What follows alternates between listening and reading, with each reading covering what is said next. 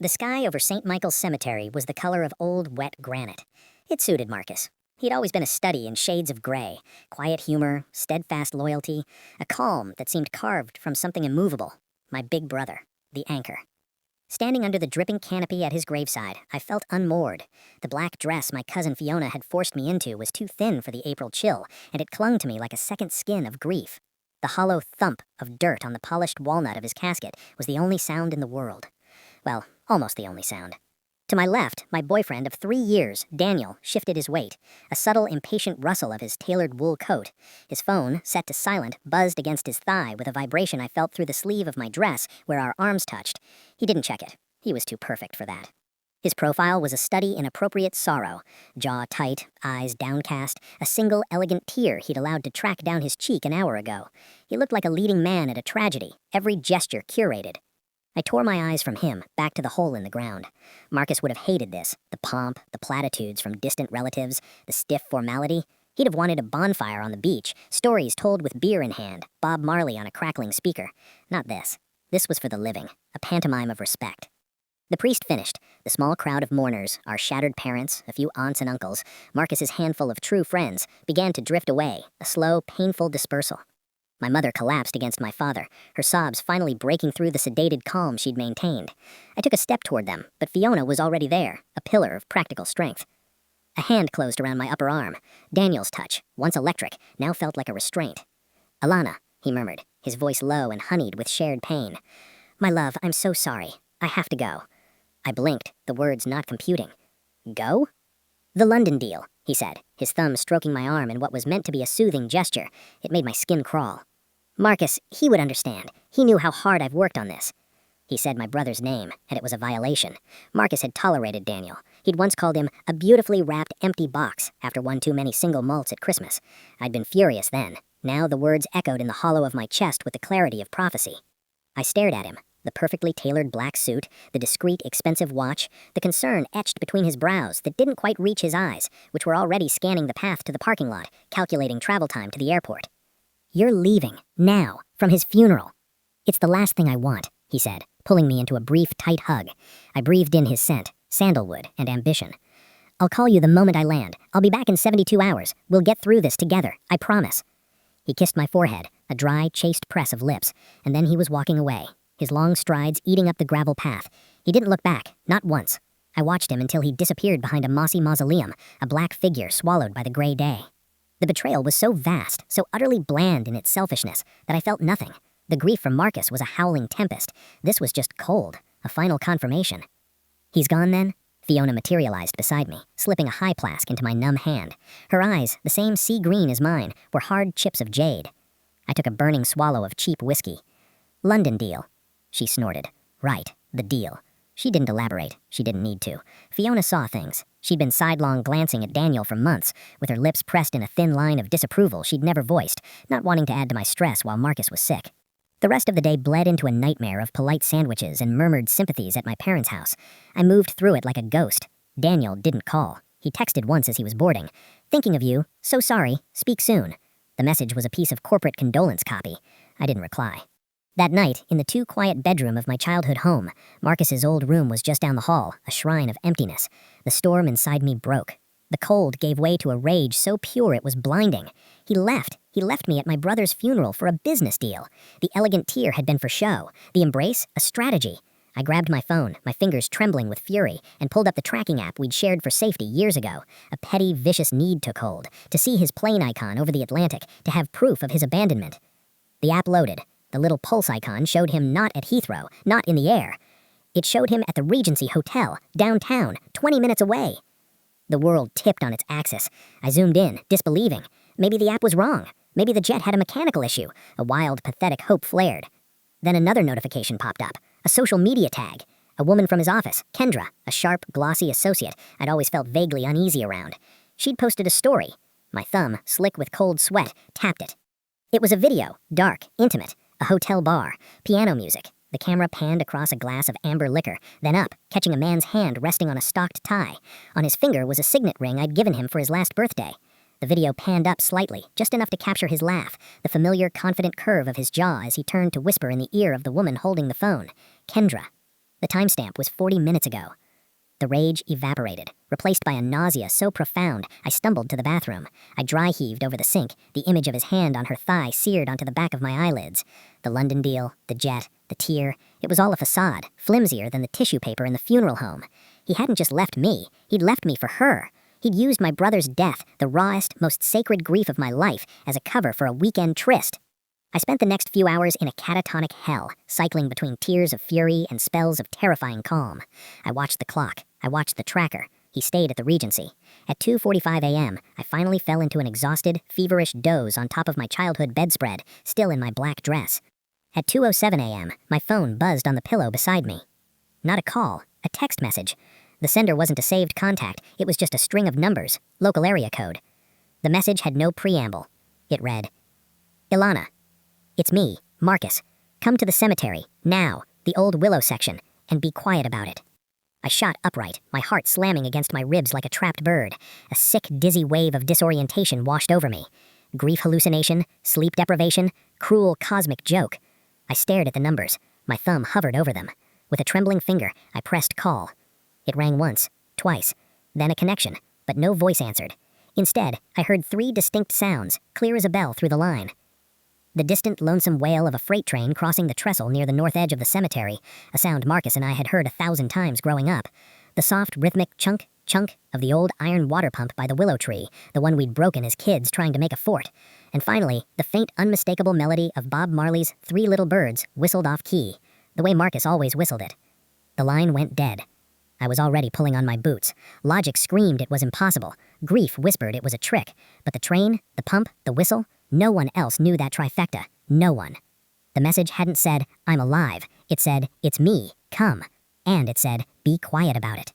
Ignoring the voice of reason, moving on a current of pure, terrified instinct, I slipped down the stairs, avoiding the creaky 3rd step, and out into the chilled, misty night. The world outside was a study in monochrome, bathed in the sickly orange glow of the streetlights and a thin, clinging fog that smelled of wet earth and decay. It leached the color from everything, turning the familiar suburban street into a stage set for a nightmare. My car, a sensible sedan that felt alien to me now, started with a too loud rumble. I flinched, half expecting Daniel to materialize in the rearview mirror, or my parents to flick their bedroom light on. The house remained dark, a silent monument to our shared grief. I drove on autopilot, the route to St. Michael's etched into my muscle memory from 100 childhood bike rides and teenage escapes. The streets were deserted. At 2:30 a.m., the town was a ghost of itself. The only sound was the frantic thrum of my own blood in my ears, competing with the quiet hum of the engine. The cemetery's main iron gates were chained shut for the night. My heart lurched. Of course.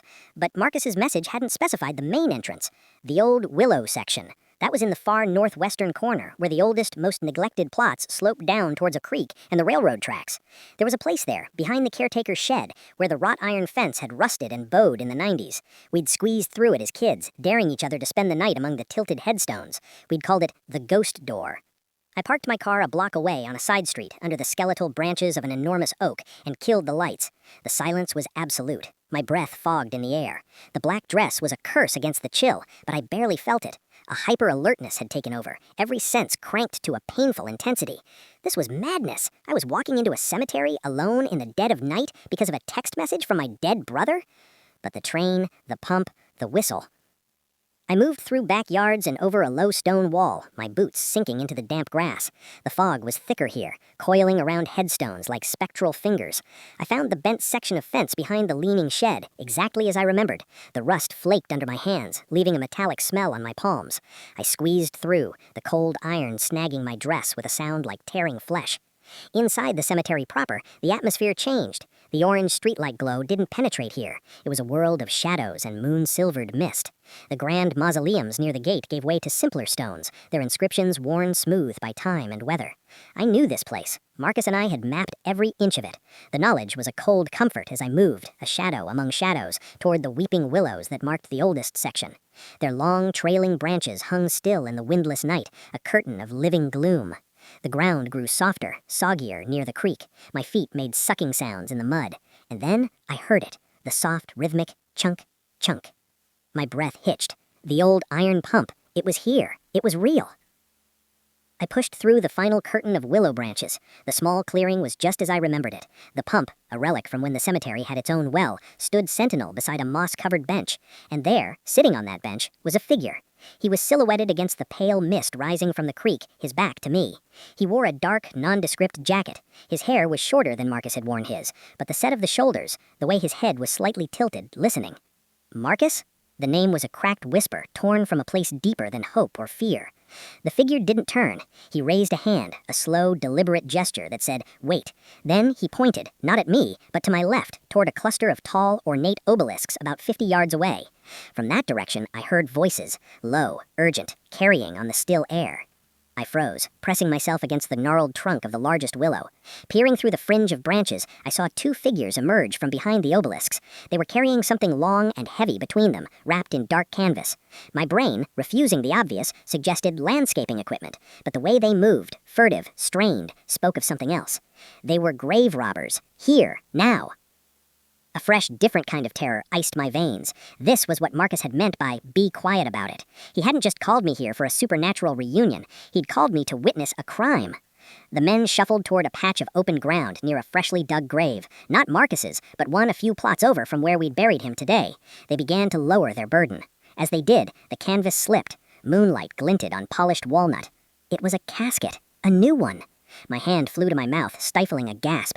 They weren't stealing from a grave, they were placing a casket into one. But why? Why bury a coffin in the dead of night? The men worked quickly, with a grim efficiency. They had a small, battery-powered winch. Within minutes, the casket was lowered into the open earth.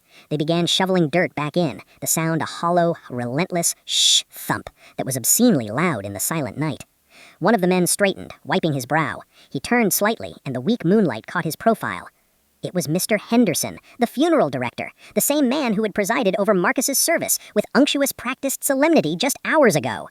The world tilted again. This wasn't random crime. This was orchestrated, sanctioned. The other man finished patting down the earth with the back of his shovel. He pulled a small, rectangular object from his pocket, a flat headstone marker, the temporary kind used before the permanent one is set. He knelt and placed it at the head of the freshly filled plot. Henderson gave a curt nod. The two men gathered their tools, shouldered the now empty canvas sling, and melted back into the shadows from whence they came, heading toward the caretaker's shed. For a full minute after they'd gone, I didn't move. I couldn't. The cold had seeped into my bones. The figure on the bench had not moved either.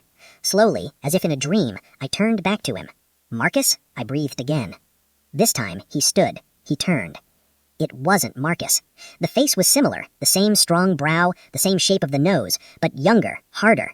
The eyes that met mine weren't Marcus's warm, laughing hazel. They were flinty gray, sharp with an intelligence that was currently assessing me, calculating risk.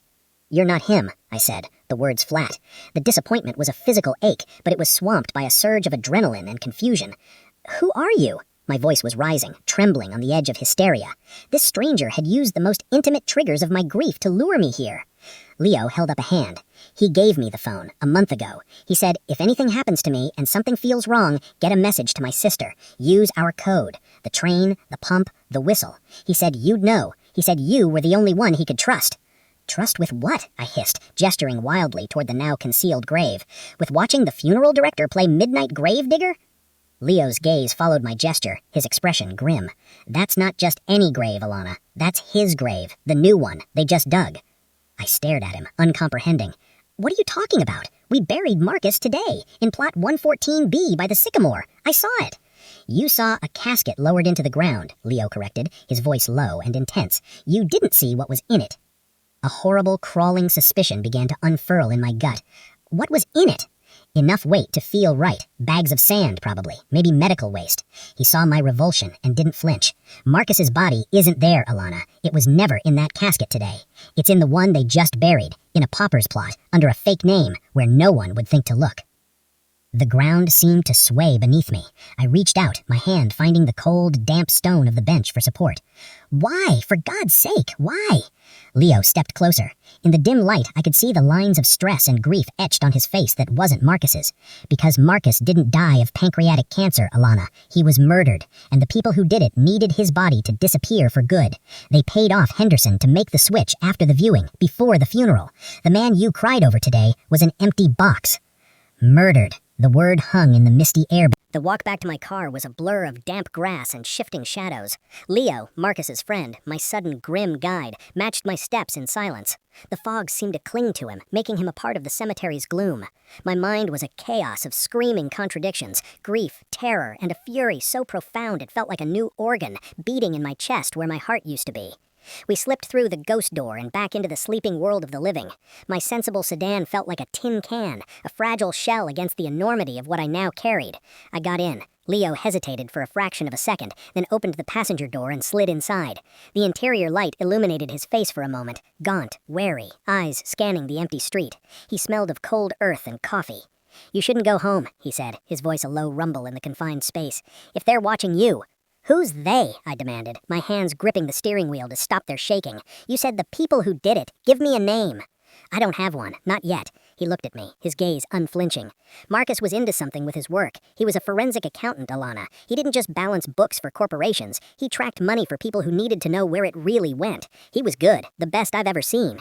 I knew this. I'd known Marcus was brilliant, that he worked for a discreet, high-stakes consultancy. He'd been vague about details, citing client confidentiality. I'd assumed it was dry, complex work. Not this. His last case, Leo continued, he called it the Midas Clean. He was auditing a network of shell companies, a laundering chain so elegant it was almost art. He said it was washing money for something ugly, very ugly. He was getting close to the source, the architect. He started acting differently the last few weeks, paranoid. He gave me his personal phone, the one you knew, said it was a backup, said if anything happened, the answer was in his work vault. Work vault? At his office? Leo shook his head. Not the office. That would be compromised. His home vault. The fireproof box in his apartment wall behind the Klimt print. The Klimt. The kiss. A cheap reproduction our grandmother had given him. He'd always joked it was there to remind him that some things were too gaudy to be real. My throat tightened. What's in it? I don't know. He never told me. He just said it was the proof, the keys to the kingdom. Leo looked out the window into the dark. The night he was rushed to the hospital, the night they said the cancer finally won, he texted me. 2 words. Midas Clean. And then, tell Alana. That was it. He never finished. Tell me. What? To be careful? That he loved me? That Daniel was a monster? "We need to get into his apartment," I said, the decision solidifying as I spoke. The rage was crystallizing into a plan. It was the only thing holding me together. "It'll be watched," Leo stated. "Then we don't walk in the front door." 20 minutes later, we were parked in the alley behind the sleek converted warehouse where Marcus had lived. His 3rd-floor loft overlooked the river. I knew this place intimately. I'd helped him move in. I'd watered his plants when he traveled. "Fire escape," I said, pointing to the rusty ladder that descended into the shadows. "The lock is busted. He always meant to fix it." Leo gave a short, approving nod. "You're calmer than I expected." "I'm not calm," I whispered, my voice trembling. "I'm just out of tears. All I have left is anger. Now move." He went first, climbing with a quiet, efficient grace. I followed, the cold iron biting through the thin material of my dress. The funeral attire was absurd for breaking and entering, a final bitter joke. We reached the small wrought iron balcony cluttered with dead herbs in terracotta pots. The sliding door was, as predicted, unlocked, Marcus's eternal optimism about urban safety. We slipped inside. The loft was dark, frozen in time. It still smelled of him, like old books, lemon wood polish, and the faint clean scent of the bergamot soap he used. The silence was a physical presence, heavy and accusing. This was where he lived, where he'd maybe been poisoned or given the wrong medication, or my mind shied away from the specifics of murder. I didn't turn on the lights. The ambient glow from the city through the floor-to-ceiling windows was enough. I went straight to the reproduction of The Kiss, hanging in its usual spot beside his bookshelf. My fingers found the edges, lifted it away from the wall. Behind it was a small brushed steel door set into the drywall with a digital keypad. "Do you know the code?" Leo murmured from behind me. Marcus's codes were always personal. Dates, our parents' anniversary, my birthday. I tried them all. The keypad blinked red each time. Access denied. Think. Tell Alana. What was the last thing he wanted to tell me? An image flashed in my mind. A summer evening on this very balcony 2 years ago. Marcus, a beer in hand, looking uncharacteristically solemn. "You know I love you, kid, no matter what happens, no matter what you hear or what anyone says. You're my truth." It seemed melodramatic at the time. Now it felt like a last will and testament. "You're my truth. My truth. My..." On a whim, my fingers trembling, I typed my own name. Alana. The keypad blinked green. There was a soft, metallic thunk. Leo let out a low breath. He really did trust you with everything. I swung the small door open. Inside was not a stack of files or a ledger. It was a single, slim, silver laptop, a brand I didn't recognize, and next to it a plain white envelope with my name written on it in Marcus's precise handwriting. I ignored the laptop for a moment and tore the envelope open. A single sheet of paper. "Alana, If you're reading this, I'm gone, and it wasn't the cancer. Don't grieve the way they want you to. Get angry instead. The laptop is air-gapped, never touched a network. The password is the coordinates where we buried the time capsule in 1998. Everything is on it. The Midas Clean is a laundering pipeline. It filters money from something called the Ouroboros Project, illegal pharmaceutical trials among other horrors, through a series of legitimate-seeming venture funds. The cleanest, shiniest front is a fund called Aurelian Capital. Look who owns Aurelian Capital, little sister. Then look closer. And be careful of Daniel. He's not who you think. He's the public face, the clean hands. I think he knows. I think he's always known. I love you. Be brave. M. The coordinates, I knew them instantly. 41.7634, negative 72.6832. The big oak by the old stone wall in Waveney Park. I entered them into the laptop's password field. It unlocked. The desktop was stark, minimalistic, a single folder labeled Midas. I opened it. Inside were spreadsheets, wire transfer records, encrypted chat logs decrypted into plain text, and a complex digital flowchart. It was a map of money, vast sums moving from offshore entities with cryptic names, through shell companies, into Aurelian Capital. From Aurelian, the money emerged pristine, funding political campaigns, tech startups, luxury real estate, and Daniel's firm.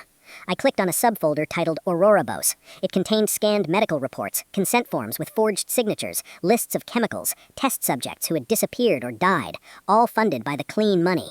My eyes scanned the documents, the numbers blurring. Then I found the ownership records for Aurelian Capital. The majority stakeholder was a holding company registered in the Cayman Islands. I traced it back through layer after layer of obfuscation, following Marcus's digital notes like a trail of breadcrumbs. The final beneficiary, the name that owned the shell, that owned the trust, that owned the fund that washed the blood money.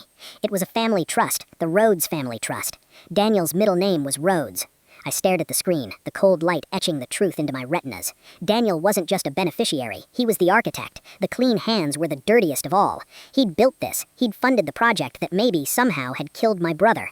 And he'd stood by my side at the funeral, shedding his elegant tear before leaving to be with his mistress. The rage transformed. It didn't burn, it froze. It became a glacier, immense, implacable, and deadly cold. Leo was looking over my shoulder, his breath warm on my cheek. Now you know. Now I know, I echoed, my voice sounding distant to my own ears. I closed the laptop. The evidence was mine, my brother's truth. We need to go to the police, Leo said, with this. I looked at him, the glacier in my chest shifting. The police who signed off on a death certificate for a staged illness? The funeral director who switched the caskets? This goes higher than we can see, Leo. The silver laptop sat between Leo and me on the scarred wooden table of a 24-hour diner 4 towns over. It hummed softly, a tiny arc of truth in a sea of chrome, vinyl, and the smell of stale coffee. Dawn was a dirty smudge on the horizon, but the night's work was just beginning. The funeral felt like a lifetime ago. The grieving fiancé was a costume I'd shed in the cemetery mud. I scrolled through Marcus's files, no longer just a horrified sister, but a student. Leo, sipping bitter black coffee, was my grim tutor. He pointed to lines of code, to nested corporate structures, explaining what Marcus had laid bare. Aurelian Capital is the linchpin, Leo muttered, tapping the screen. It's the clean pool. Money from Ouroboros, the dirty pharmaceutical trials, the kickbacks, the bribes, gets filtered through 7 layers of international shell companies, each one washing it whiter. By the time it hits Aurelian's accounts, it's venture capital, legitimate, praised in the financial press. Daniel's genius. He pulled up a subsidiary list. See this? Aurelian Life Sciences, a darling of the biotech sector, funded entirely by Aurelian Capital. He opened a subfolder, revealing clinical trial reports from Ouroboros, relabeled and polished, used to secure FDA fast tracks for drugs that had crippled test subjects. He's not just laundering money, Alana. He's laundering medical atrocities into scientific prestige and making a fortune. My revulsion was a cold, steady current. This was the man who'd whispered forever in my ear, the man whose touch I'd craved. He was a monster in a bespoke suit, and my brother had stumbled into his labyrinth. Why kill Marcus? I asked, my voice hollow. Why not just bribe him or threaten him? Leo's flinty eyes met mine. Your brother was the one person who couldn't be bought, and he was too close. He wasn't just tracing the money, he was building a case. See here? He opened a file of encrypted messages, now decrypted. They were between Daniel and someone with the handle Chemist. Discussions of side effect management and permanent patient quietus. Marcus had linked the lethal dose to the covered-up report, to the payment that silenced the coroner, to the shell company, to Aurelian's bottom line. Daniel couldn't risk that seeing daylight, so they gave him cancer, a synthetic toxin, slow-acting, mimicking the symptoms. Neat, untraceable if you're not looking for murder. The clinical description of my brother's murder was the final nail in the coffin of my old life. The grief hardened into a core of solid, polished fury. We have the proof, I said, gesturing at the laptop. We go public. We burn it all down. and die in a tragic accident within 24 hours, Leo said flatly. Daniel has judges, cops, and probably a few reporters on his payroll. This goes to the wrong person, it disappears, and we disappear with it. Marcus knew that. He didn't collect this to take to court. He collected it for leverage.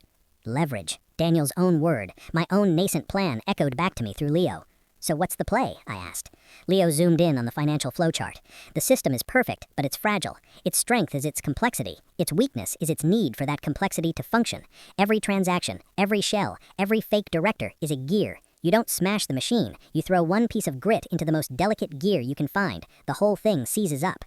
He pointed to a single, innocuous-looking entity in the chain, Czns Transferals LLC. It was the first shell, the one that initially received the dirty Ouroboros money. It's a digital lockbox, the only connection between the dirt and the clean wash. It's automated, encrypted, and according to Marcus's notes, it's Daniel's personal baby. He alone controls the encryption keys that move money from Czns to the next layer. He checks it daily. It's his proof of control. An idea, dark and perfect, began to form. What if the key didn't work anymore? Leo almost smiled. It was a cold, sharp thing. The money would back up. The Ouroboros people wouldn't get paid. They're not patient investors. They're criminals. They'd come calling, loudly. It would create a panic, a rupture. Daniel would have to expose himself to fix it. And if, I said, slowly, piecing it together, at the moment of that panic, he received a message showing him that someone else not only knew about Czns, but had the proof of what it contained, and that this someone else was the last person he expected. Leo nodded. He'd have to deal with you, personally, immediately. He couldn't risk a subordinate, not with that. And we'd be waiting, I finished. It was a trap. We would use his own perfect system as the bait and the snare. We wouldn't go to the authorities. We'd make the monster come to us. The execution required a hacker. Leo knew a guy, a ghost who lived off-grid and hated guys like Daniel more than he loved money. It took 3 hours, several encrypted calls, and the promise of every dollar in my savings account. A pittance to this ghost, but the cause was payment enough. By 9 a.m., the ghost had infiltrated the backup server for Czns Transferals, not to steal, just to plant a tiny, vicious worm, a time-delayed encryption corruptor. At 5 p.m. that evening, precisely when Daniel would be logging in for his daily ritual, the keys would turn to dust, the lockbox would jam shut. The next part was mine. I needed to get into Daniel's personal world, the one he shared with Kendra. The social media post had given me an idea. I used my own account, one I rarely used, to send a follow request to Kendra's private Finsta account, a place for her less polished, more real moments. To my surprise, she accepted almost immediately. She was riding high, confident. Perhaps she wanted the ex to see her victory lap.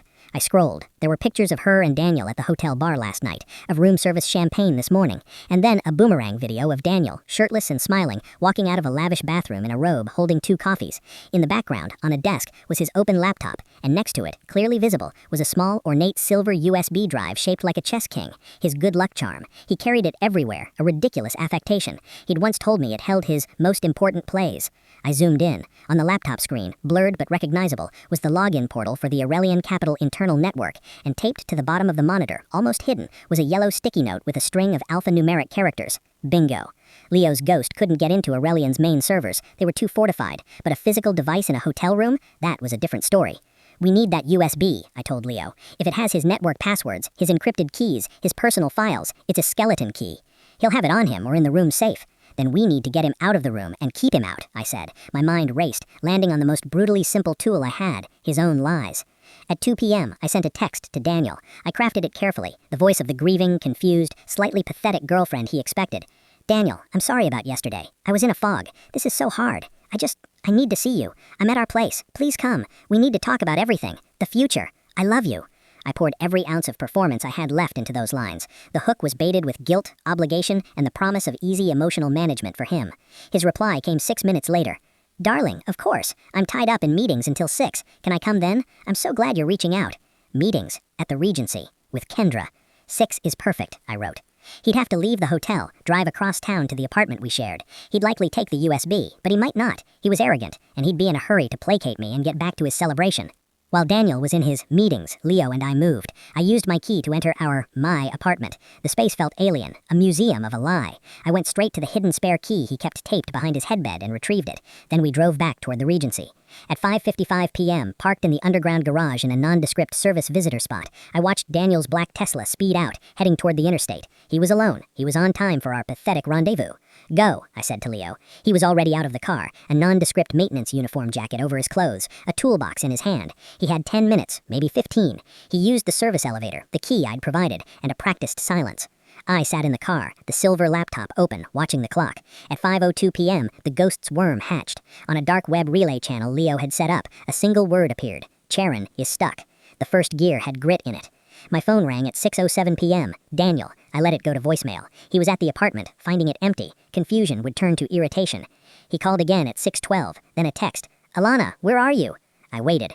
At 6:18, my phone buzzed with a message from Leo. A photo.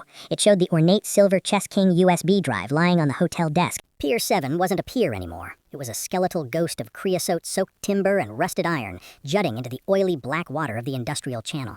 The wind whistled through its broken planks, carrying the scent of salt, decay, and distant diesel. It was a place of endings. It was perfect. I stood at the landward end, the silver laptop in a waterproof case at my feet. Leo was a shadow among the deeper shadows of a derelict gantry crane 50 yards away, a high-powered camera with a telephoto lens ready, his own silent insurance policy.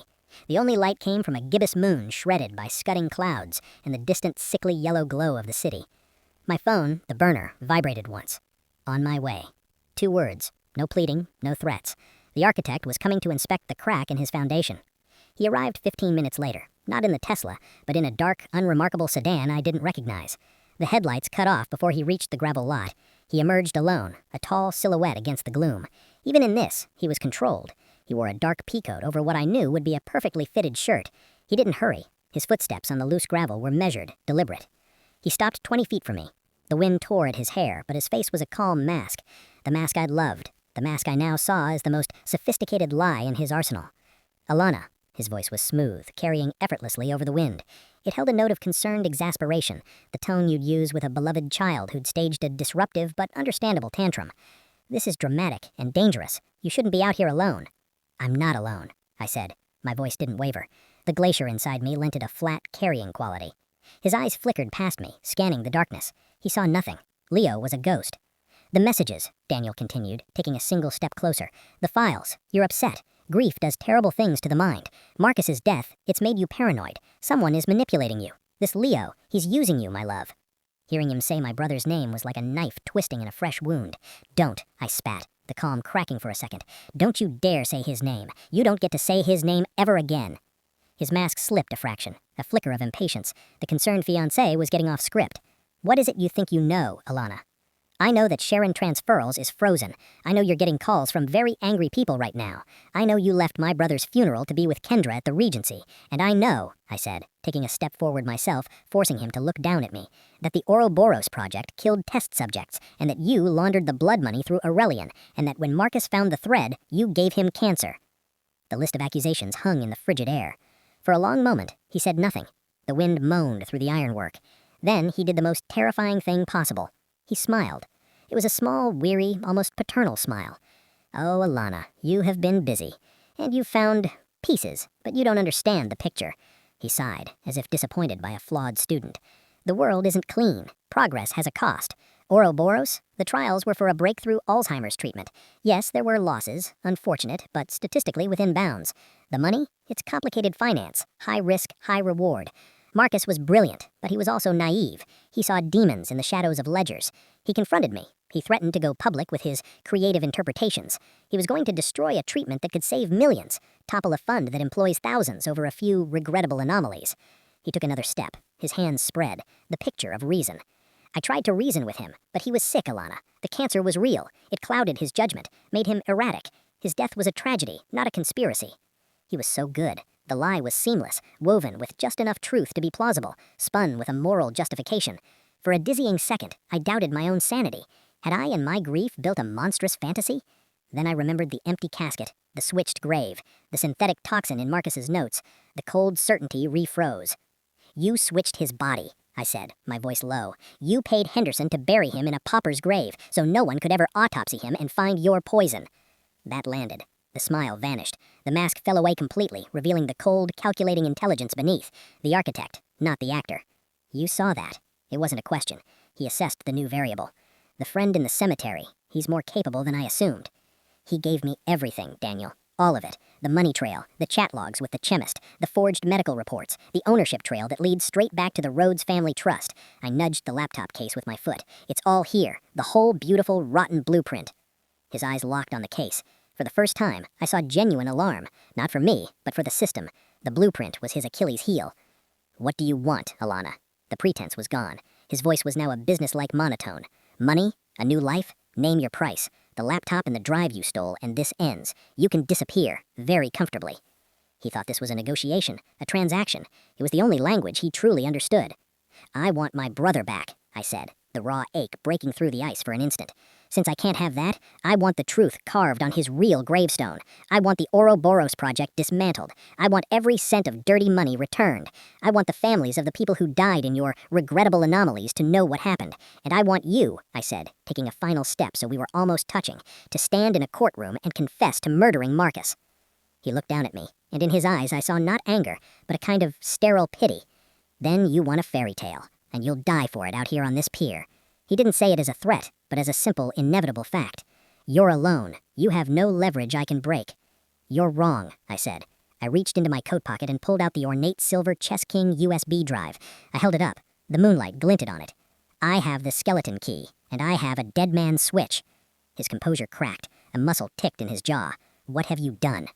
"Leo isn't just a guy with a camera," I said, nodding toward the darkness where I knew he was. "He's a distributor. The files aren't just on this laptop. They're scattered across a dozen encrypted dead drop servers. The access codes, the triggers, are on this drive. If I don't enter a code from this drive into a specific portal every 12 hours, the files start releasing. To the FBI's cyber division, to the New York Times, to the family's lawyers Marcus already identified. The first release is scheduled for 7 a.m. You can't stop it. You can only delay it, with my cooperation."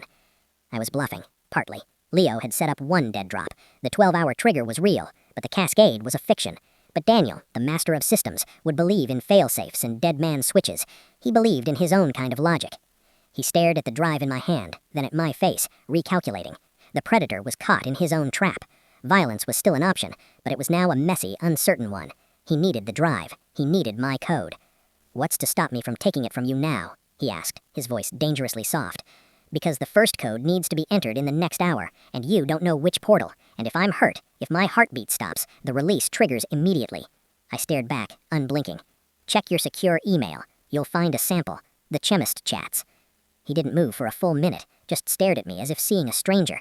The woman he'd curated, the gentle, supportive girlfriend, was gone.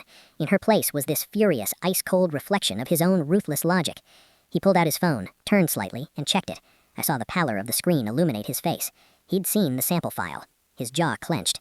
"You've become quite the player," he said finally, a grudging, hateful respect. "I had a good teacher," I replied. "Now, we have terms. You will call your lawyer now and begin the process of dissolving Aurelian's connection to every Ouroboros shell. You will transfer the full value of the laundered funds to an escrow account for victim restitution. You will resign from your firm, and you will give me a signed, video-recorded confession of Marcus's murder."